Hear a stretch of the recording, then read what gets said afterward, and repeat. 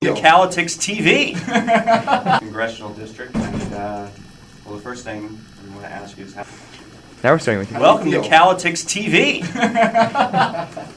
And who are we featuring? Yes. We're here with Charlie Brown, candidate for Congress in the 4th congressional district, and well, the first thing we want to ask you is how things are going in the campaign, and tell us what exciting stuff you're doing up there in the 4th. Campaign's going great.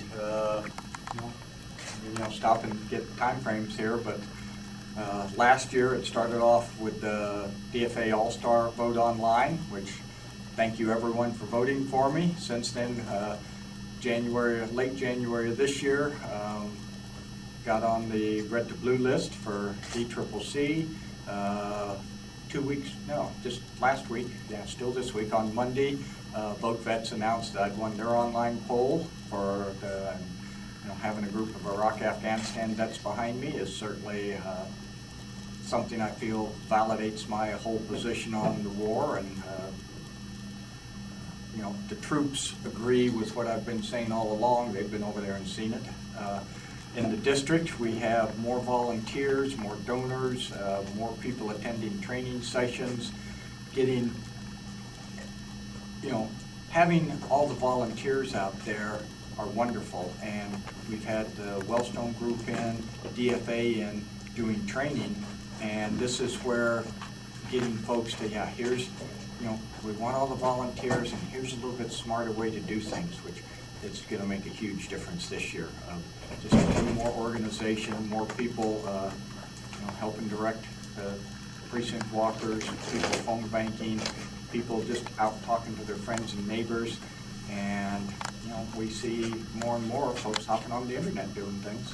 It's all going good. And you're so popular that people are coming from 400 miles away just to be part of the election. Oh, there's the fact that they literally, it's a statewide talent search to, where can we find somebody who is even remotely qualified to take on Charlie Brown.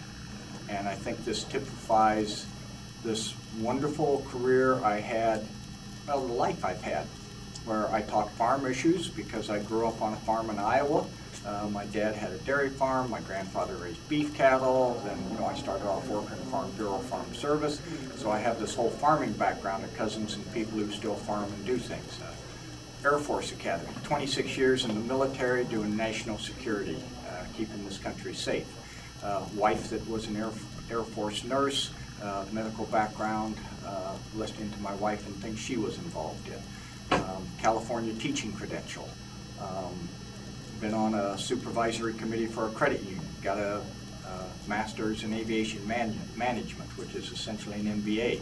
This whole wonderful background I've gotten over the years of jobs the Air Force put me in, things I've done on my own, that really I think I've gotten the recognition that I can represent this district better than anybody else that lives in the district, and really better than anybody else that wants to come in from 400 miles away.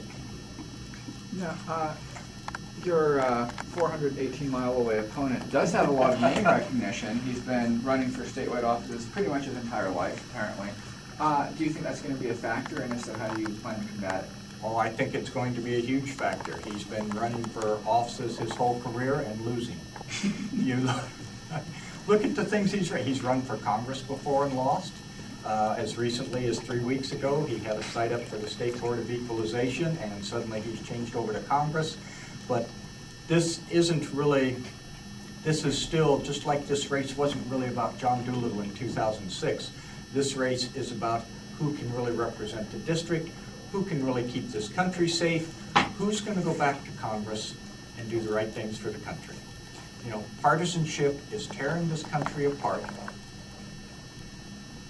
My whole career in the military is this idea of what's the right thing to do for the country. Face the problems head on, solve them, get results, just by doing the right thing.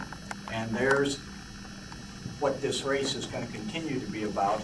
Who can go back to Washington and do the right things for the country?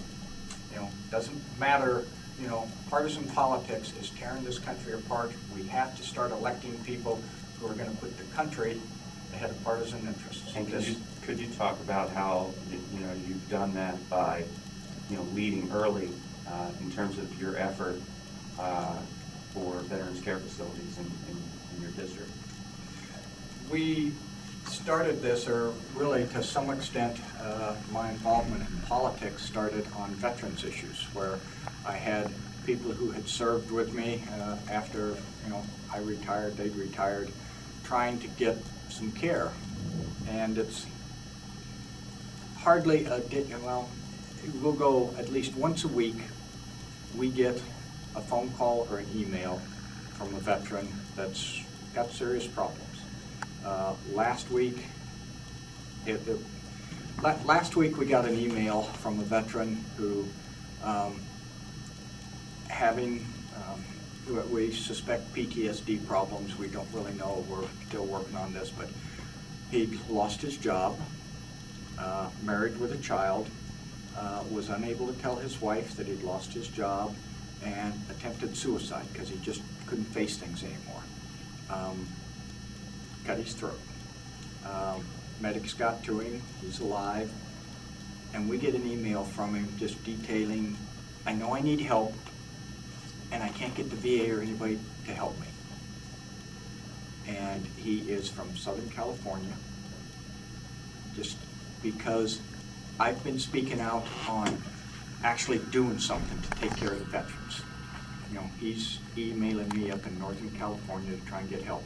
We've had several phone calls from people contemplating suicide.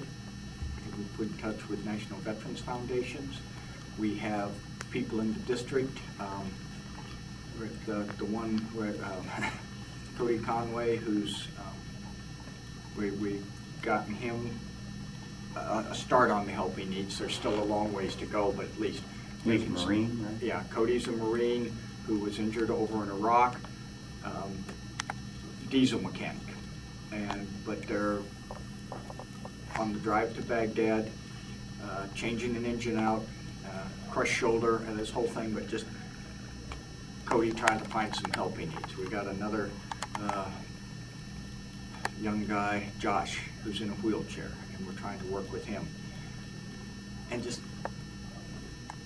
I've become known as somebody who's actually trying to do something for veterans, and this whole Promises Kept charity challenge we're doing. I've given 5% of our campaign contributions directly back to local veterans providers, where we've given away over $20,000 now. 2 weeks ago we gave away $17,500. We've done this once previously. We're going to keep this going. Do something for the veterans now. This can't wait until a new Congress gets in 2009. And there are some wonderful bills working their way through Congress to actually do something for veterans. But so many of these people, men and women, need help right now, and it's getting other people running for office to take some of the campaign money they're raising and give it directly to the local providers that they can vet, they can make sure the money's going to the right places and actually doing something to do something for the veterans right now. Huge, huge issue with it. Take care of the troops. That's fantastic.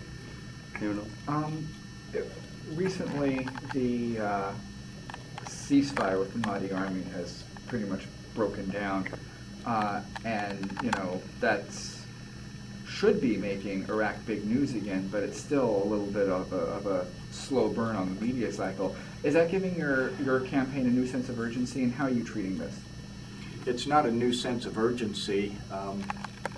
I think everybody in this room knows that I was speaking out against the war early, that I was in Saudi Arabia collecting intelligence on Iraq, literally scheduling the U-2 flights and a variety of other things, collecting intel, speaking out early that there were no weapons of mass destruction. Let's go after the people who were really responsible for 9/11. So it's not a matter of this giving the campaign a new sense of urgency. It opens up the idea of, all the mistakes that were made when we went into Iraq without a real plan for, under international law, we became an occupying force. And again, international law, we had certain things we should have done. Unfortunately, we didn't. So, we're still faced with the idea of we are there.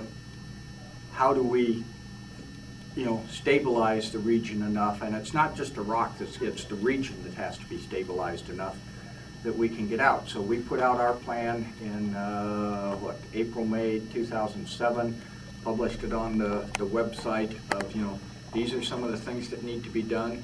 General Petraeus, is on the right track, but these are all things that I was taught out at the Air Force Academy when I was taking counterinsurgency classes back about 1970-71. Finally, they got General Petraeus in there trying to do some of these things. As he stated, we're still not seeing the, he provided this window of reduced violence for the political reconciliation to take place. We had 3-4 months there where violence was down. Unfortunately, the political reconciliation didn't take place, and now we're seeing the results. Petraeus admitted going in, military can only provide this window. And now we have to get the rest of the world involved in the solutions. That's going to take some doing, and unfortunately, it's probably going to take a new administration in Washington that's willing to work so we have allies again. We see this in Afghanistan, where our NATO partners are very hesitant to provide the troops and things to do Afghanistan right, which is where we should have been to start with. But again, it's unfortunately we need a new administration to start rebuilding the trust of the world, because it is, going to take a large effort to get this done, but it's going to take more involvement than just the United States. Now, with regard to foreign policy and expanding the conversation out from just ending the war in Iraq, bolstering our force in Afghanistan, things like that. What are your thoughts on bringing back into balance the relationship between the Congress and the President as it pertains to national security? Because clearly what happened in Iraq is that a few ideologues basically hijacked our foreign policy in order to push their agenda through. So how, whether it's a Democrat or a Republican in the White House, how do we get back to a situation where the Congress gets back into a balance, a check and balance, if you will? You elect more veterans to Congress who took an oath of office to support and defend the Constitution, who understand that the consequences of a failed foreign policy is paid in blood, the lives of our men and women in the military, that there are real consequences to this, that we need to have a properly trained, properly equipped military, but we need to use it smartly.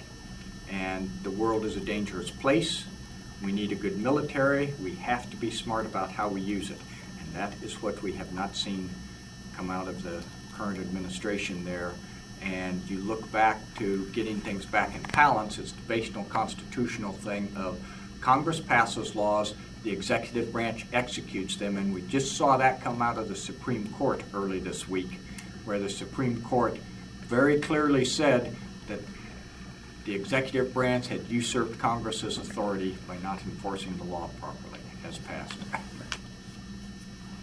That's good. Dante, you have something? We've talked a little bit about foreign policy, but as far as domestic policy is concerned, economics, I just had a question about your views concerning what's going on with the mortgage crisis and subprime crisis. What your thoughts are on this? Because I presume there would be places in your district that are pretty hard hit. It's usually suburban, exurban areas that have seen the strongest growth that are hit hardest by this foreclosure crisis. I was wondering what solutions you might propose, or what, and you might not be an expert in this, but I was just wondering what your thoughts are.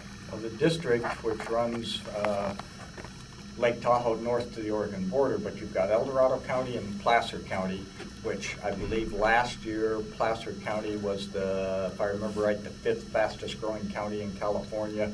El Dorado County is always right up there too. So yeah, the new home loans over the last 3 to 5 years that have been the subprime, this whole problem area, a lot of those there, and it's hitting the district very hard. It's like so many things, you don't have to look back that far to see the warning signs that this was coming. And to just, as got mentioned from the podium this morning, the savings and loan scandal, where there was an attempt made to tighten up the banking laws a little bit to just get some accountability, some honesty in what's going on. I mean, there's this whole problem we're seeing with subprime loans is, nobody really was honest about what these loans were worth when they started getting sold amongst the international banking community. And that kept the free credit going way too long, and Greenspan has admitted that now, where the consumer got caught up, where they were told, oh yeah, you'll be able to buy this house, prices are going to go up forever, you'll be able to refinance, don't worry about it. The banks got caught up in using these as actually being worth more than they were, because there was no real honesty and accountability, and now this whole thing's crumbling. And again, it's back to the confidence of the American public. And people will talk about the Consumer Confidence Index. There's really the crux of, it's the confidence of the American people that things are going to get better. Whether it's things are going to get better in Iraq, whether things are going to get better in the economy, in the housing market, whether they're going to have jobs, whether they're going to have health care, are they even going to be able to, breathe the air when they step outside as the EPA plays games with the clean air things. People want to have confidence that their government is actually doing something for them. And they don't have that confidence right now under this administration. And that's, talk about, bring everything back. When I was in the military, my job was to get a mission done and to take care of the men and women who served with me. And that is what I want to continue doing, is taking care of the people of the district, taking care of the people of this country. That is the mission. Taking care of the men and women of this country so that their confidence is up again, that they think, yeah, there's going to be health care for my children. There's going to be a good public school system that I can afford to send my children to. Jobs, huge issue. You get the youth of this country, and very much in the district, especially the rural areas, where people love living in these areas, but they're concerned about where are the jobs going to be when I graduate from high school? Is there going to be health care there if I decide to stay here? So even though people want to stay in the rural areas, they're almost forced to go to the suburbs to find work, and now you're into a whole affordable housing thing. It's just people need to be confident again that their government is being fair and honest with them, and they don't have that confidence right now. Actually, sort of to swing topics a little bit more, is the Farm Bill just came up and was sort of passed with a bunch of sort of old school pork. I wonder what your take on that is, especially within the district that does have some amount of agriculture. Well, and I get it not only from within the district, but I've got cousins still farming in Iowa. I mean, the family farm, I've still got cousins back there in Iowa farming, so I hear about it from my cousins in Iowa, where we talk directly and trade emails, some serious thoughts on the Farm Bill, and then we have the things here in California, and people thought there was a real chance for some reform of the Farm Bill this time around. A lot of dissatisfaction with that there weren't some limits put on the amount of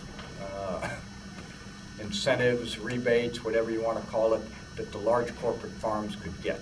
The Farm Bill, as it started out to help support the family farms and actually support American agriculture, which, find me a country in the world that isn't doing something to support its agriculture, and the biggest thing being the 3 years I lived in Japan, watching what the Japanese do.